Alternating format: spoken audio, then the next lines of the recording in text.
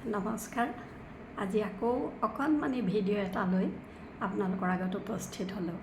যোৱা দেওবাৰে ইমনদ চালোঁ। সঁচাকৈয়ে ভাল লাগিলে চিনেমাখন চাই।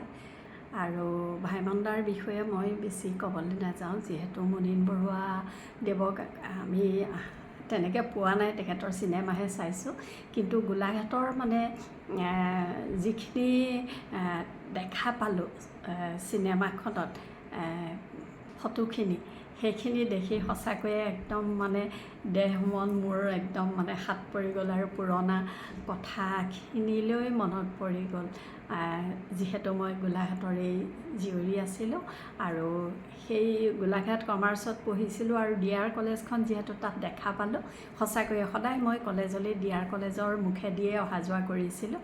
আৰু শিৱপ্ৰসাদ ঠাকুৰ তেখেতক ফটোত যেনেকৈ মানে চিনেমাখনত দেখুৱাইছে, প্ৰকৃততে মানুহজন সঁচাকৈয়ে দেখিবলৈ তেনেকুৱাই আছিলে। আৰু কলেজ তিনিআলিতেই তেখেতৰ ঘৰ আছিলে। কলেজলৈ যেতিয়া অহা যোৱা কৰিছিলোঁ, তেখেতে ঘৰটোৰ পদূলিটো দীঘল আছিলে আৰু তেখেতে সদায় বাৰান্দাত মানে তেনেকৈ বেতৰ চোফা এখনত বহি থাকে, প্ৰায়ে দেখা পাইছিলোঁ। গতিকে সেইখিনি কথা মনত পৰি গৈছে।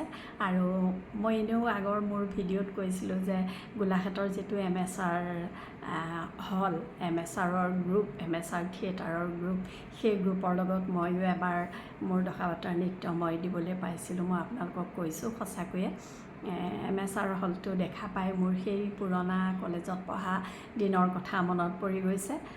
আৰু এটা মোৰ মানে একদম মানে সজীৱ হৈ থকা আৰু এটা কথা, AACBত যে তেওঁলোকে যিটো ফাংচন কৰিছে, সেই AACB কোৱাৰ্টাৰৰ এজনী ছোৱালীৰ লগত মোৰ মানে আমি ক্লাছ ফ্ৰেণ্ড আছিলোঁ কমাৰ্চ কলেজত। ৰমণী হাজৰিকা আছিলে আৰু দেউতাকে সেই AACB বৰ্ডতে মানে ইলেক্ট্ৰিচিটি বৰ্ডত ছুপাৰভাইজাৰ আছিলে।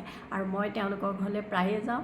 আৰু সেই যোনটো মানে অডিটৰিয়ামত AACBৰ তেওঁলোকে মানে গানৰ যিটো মানে এটা দৃশ্য দেখুৱাইছে, সঁচাকৈয়ে তাত বিশ্বকৰ্মা পূজাততো ভাওনা হয়েই, আৰু বিশ্বকৰ্মা পূজা বহুত ডাঙৰকৈ পাতিছিলে। আৰু এনেও তাত যিকোনো ফাংচন হৈ থাকে, মই ৰমণীহঁতৰ ঘৰ তাৰ কাষতেই আছিলে মানে কোৱাৰ্টাৰটো। গতিকে মই ৰমণীহঁতৰ ঘৰলৈ সঘনাই অহা যোৱা কৰিছিলোঁ আৰু মই সেইখিনি চোৱাৰ মোৰ সৌভাগ্য হৈছিলে। সেইকাৰণে মোৰ সেই কথাখিনিও মনত পৰি গ'ল। আৰু এতিয়া ৰমণী ক'ত আছে মই নাজানো, যিহেতু BCom পাছ কৰাৰ পিছতে তাই বিয়া হৈ গুচি গ'ল। আৰু আমিতোতো বহুত দেৰিকৈ বিয়া হৈছোঁ, তাই পৰীক্ষা দিয়ে মানে বিয়া হৈ গুচি গ'ল। কিন্তু তাইৰ ভায়েকে বেছিভাগ মানে মোৰ লগত, মৃগেন হাজৰিকা আছিলে নামটো, মোৰ লগত মই যেতিয়া গান গাইছিলোঁ কলেজত, তাবলা বজাইছিলে।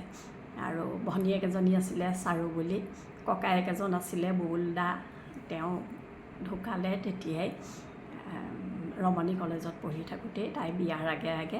গতিকে সেই কথাখিনি মোৰ ইমান মনত পৰি গৈছে, বিশেষকৈ ডিআৰ কলেজখন। মই সদায় মানে আমাৰ কমাৰ্চ কলেজৰ বেক চাইডে ডিআৰ কলেজখন পৰে আৰু মই ডিআৰ কলেজৰ ৰাস্তাই দিয়ে যাওঁ। কলেজখন য'ত শেষ হৈছে সেইখিনিৰ পৰাই মানে ৰাইট চাইডে এটা শ্বৰ্টকাট আছিলে কমাৰ্চলৈ যোৱা, আৰু মই সদায় সেইপিনে গৈছিলোঁ। গতিকে ডিআৰ কলেজখন দেখা পাই মোৰ একদম সজীৱ ভাৱবোৰ মনলৈ আহি গ'ল। আৰু সেইকাৰণে মই মানে সেই সজীৱ ভাৱখিনি মই ৰাখি থওঁ বুলি মই আজি আচলতে ভিডিঅ'টো বনালোঁ। আৰু মই ৰহধলা পথাৰখনৰ কথাটো ক'বই নালাগে, সেইখন একেবাৰে আমাৰ বুকুৰ আপোনৰ নিচিনা গোলাঘাটৰ মানুহখিনি। গতিকে ইমনদ চাই মোৰ পুৰণা একদম স্মৃতিখিনি মনত পৰি গ'ল। আৰু চিত্ৰলেখা চিনেমা হল, সেইটোতেইতো আমি চিনেমা চাবলৈ যাওঁ। গতিকে সেই চিনেমা হলটো আজি মই গুৱাহাটীত থকা প্ৰায় 40 ইয়াৰ্ছ মানেই হৈ গ'ল। গতিকে